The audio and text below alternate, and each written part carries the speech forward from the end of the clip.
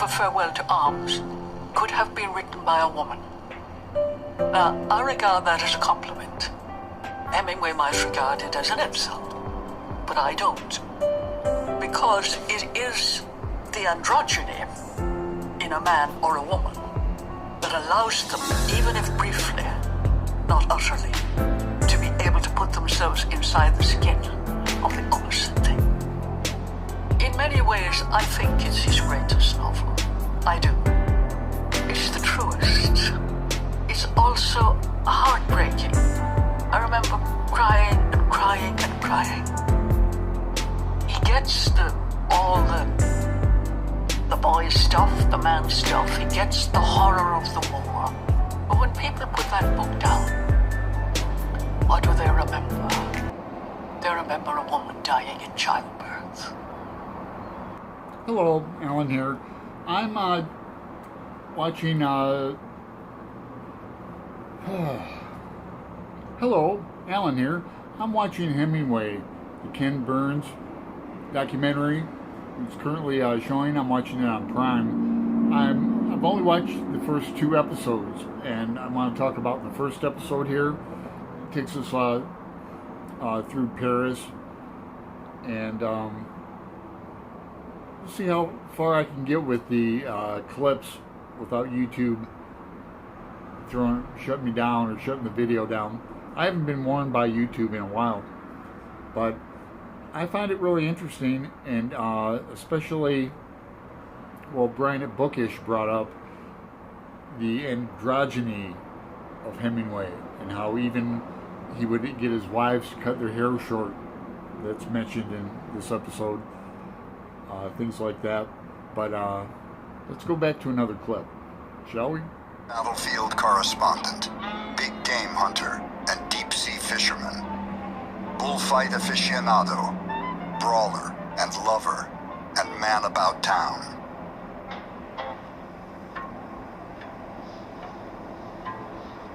But behind the public figure was a troubled and conflicted man who belonged to a troubled and conflicted family with its own drama and darkness and closely held secrets. The world saw him as a man's man, but all his life he would privately be intrigued by the blurred lines between male and female, men and women. There were so many sides to him, the first of his 4 wives remembered, that he defied geometry. So yes, Hemingway was married 4 times. 4 times. That's a lot. And Edna O'Brien just got done saying that he always had another woman to go to before he broke up, which is kind of, I don't know, I think odd and deceitful. But let's go on. He was often kind and generous to those in need of help, and sometimes just as cruel and vengeful to those who had helped him. I have always had the illusion it was more important, or as important, to be a good man as to be a great writer. I may turn out to be neither, but would like to be both. Now, one of my favorite adages by Hemingway, one of my favorite sayings is, and he's got a lot of them, one of my favorites is, every story told long enough ends in death. And Hemingway experienced death a lot. He had some out-of-body experiences, some OEBs. Check this clip out. Ernest volunteered to bicycle up to the front-line trenches near the town of Fasalta and distribute candy and cigarettes to the men. Less than a week later, on July 8th, 1918, he was passing out chocolate bars in a forward listening post on the west bank of the Piave River when an enemy mortar shell exploded just 3 feet away. One soldier was killed. Another had his legs blown off. More than 220 shards of shrapnel ripped into Hemingway's legs and lacerated his scalp, and the blast caused the first of many serious concussions he would endure during his lifetime. I died then. I felt my soul, or or something coming right out of my body. Like you pull a silk handkerchief out of a pocket by one corner. It flew around and then came back and went in again. And I wasn't dead anymore. I'm really looking forward to the part. It's probably going to be, I think this is 6 episodes long, so it won't be until episode 4, 5, or 6 when they start talking about Faulkner, but I'm looking forward to that. But Hemingway liked to show off his war wounds, and they talk about it later in this video, and or I'll talk about it. And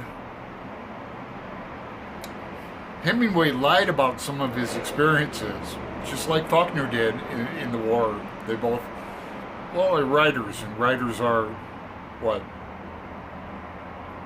Back to the documentary. As stretcher bearers struggled to get Hemingway to an aid station, an enemy machine gunner opened up. Bullets lodged in his right knee and foot. He refused to be treated for a time because he said there were other men more seriously wounded than he. He then endured the removal of the largest pieces of shrapnel without anesthetic. Because his wound seemed so severe, a Catholic priest administered extreme unction. Italy would eventually award him its silver medal for what the citation called his admirable spirit of fraternity. So Hemingway definitely did see action and definitely was wounded and definitely was brave. Here's some shots of young Hemingway in the hospital.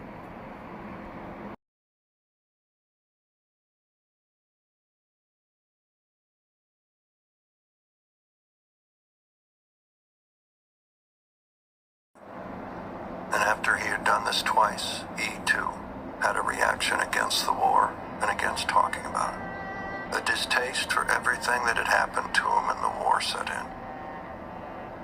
Because of the lies he had told. When Ernest was not making public appearances, he was in his third-floor bedroom under the eaves, hunched over an old typewriter, writing war stories, and sending them off to the Saturday Evening Post and Redbook, trying to show Agnes and his parents that he could make it as a writer. All the stories were rejected. Despite the bravado with which he faced his neighbors, he had been deeply affected by the war and by his wounding. An old friend who visited him that winter remembered that he came back figuratively as well as literally shot to pieces. He could not sleep without a light because he had been wounded at night and had come to believe, he would write, that if I ever shut my eyes in the dark and let myself go, my soul would go out of my body. His sister Ursula sometimes slept in his room to soothe his fears. All his life, he would be frightened of sleeping alone. So yes, Hemingway had some deep-seated fears and suffered from deep depression and alcoholism too. You know, they say alcohol might work well for young writers, and you know, history has proved that correct, but it eats writers alive as well in their dotage. And suicide runs in Hemingway's life. His father was a suicide. They talk about that. But first, Gay Paris. It is the most comfortable and cheapest way to live. And Hash has a piano, and we have all our pictures up on the walls, and an open fireplace. It is on top of a high hill in the very oldest part of Paris. The newlywed Hemingway's first real home was a fourth-floor walk-up in the Latin Quarter. Each evening, accordion music drifted up from the working man's dance hall next door. His friend and mentor Sherwood Anderson had persuaded Ernest that for a young writer, Paris was the place to be. One could live cheaply there, and the left bank teemed with revolutionary artists and writers from everywhere.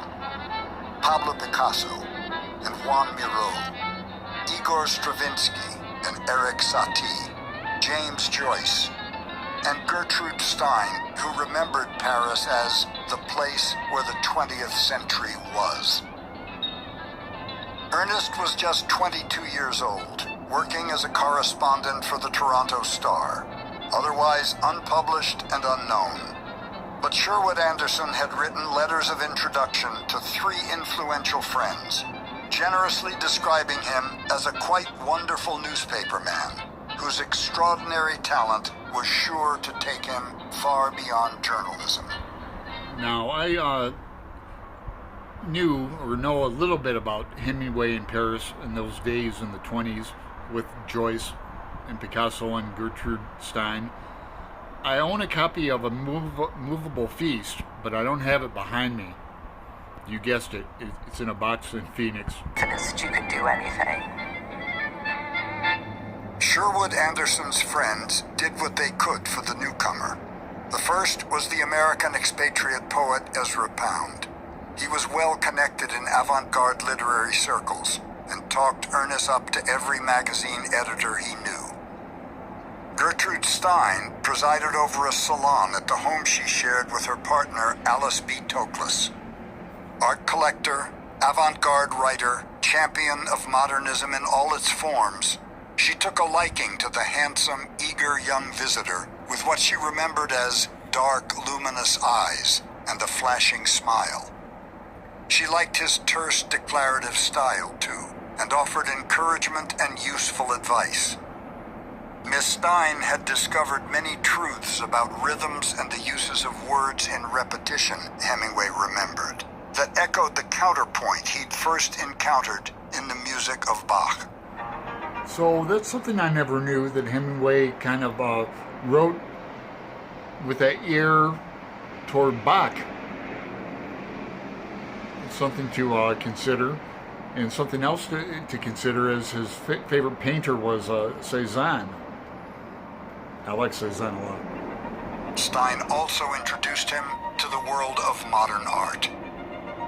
He was especially drawn to the work of Paul Cézanne, who painted the same subjects over and over again, building up each image from thousands of repetitive brushstrokes. Cézanne, he's trying to break down normal habits of seeing, and I think that's what Hemingway liked. The great enemy for Hemingway is boredom and routine and anything accustomed.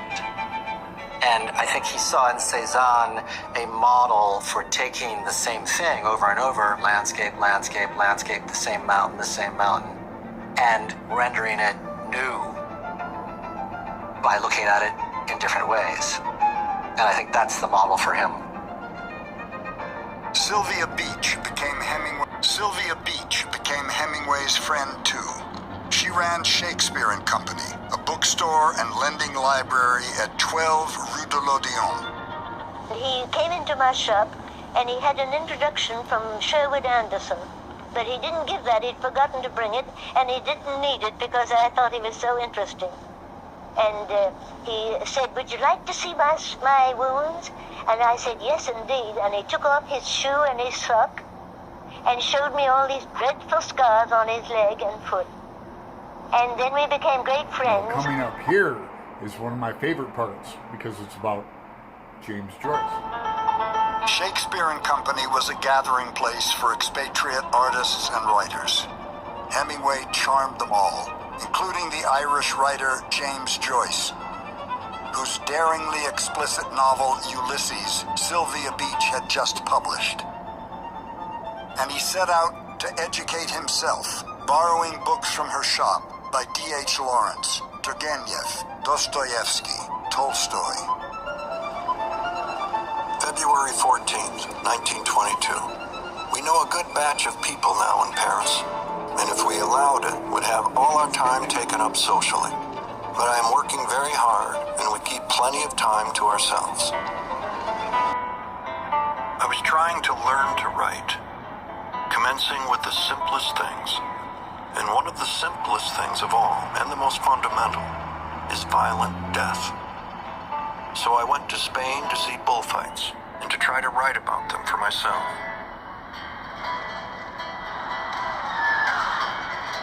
I thought they would be simple, barbarous, and cruel, and that I would not like them, but that I would see certain definite action which would give me the feeling of life and death that I was working for. And delights. Hadley cut her hair short, and he grew his long, until they matched.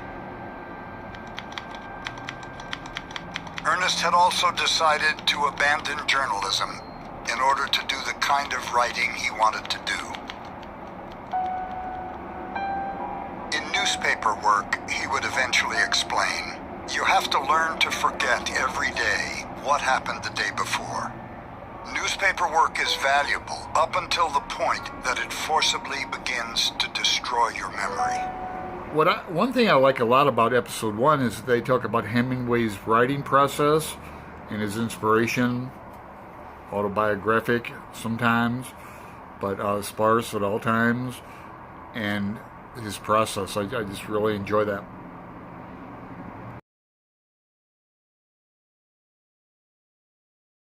Told his wife he thought he'd lie down before lunch and climbed the stairs to his bedroom. Then, he shot himself with his father's Civil War revolver. My father was a coward.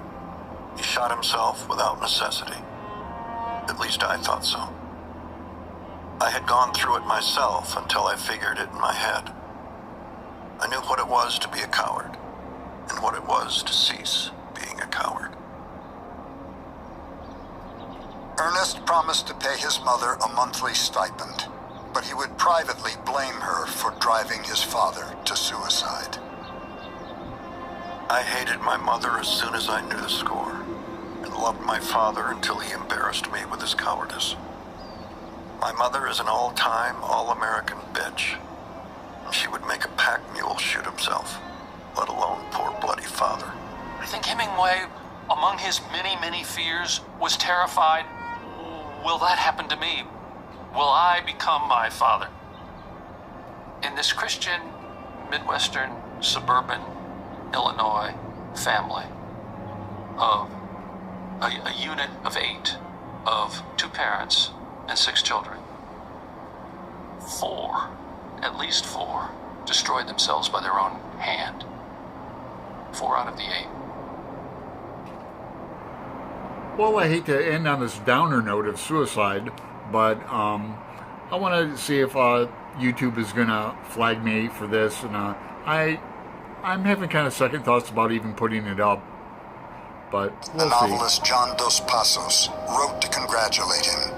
Dear him, he said, do you realize that you're now the king of the fiction racket?